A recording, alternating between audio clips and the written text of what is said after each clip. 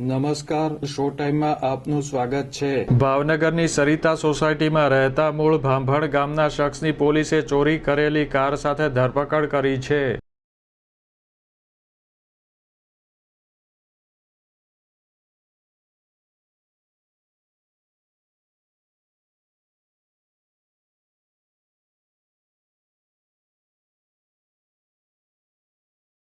નીલમબાગ પોલીસે પેટ્રોલિંગ દરમિયાન મળેલી બાતમીના આધારે નીલમબાગ સર્કલ પાસેથી સરિતા સોસાયટીમાં રહેતા મૂળ ભાંભણ ગામના ઘનશ્યામ મુકેશભાઈ બારૈયાને ચોરી કરેલ અલ્ટો કાર સાથે ઝડપી લીધો હતો।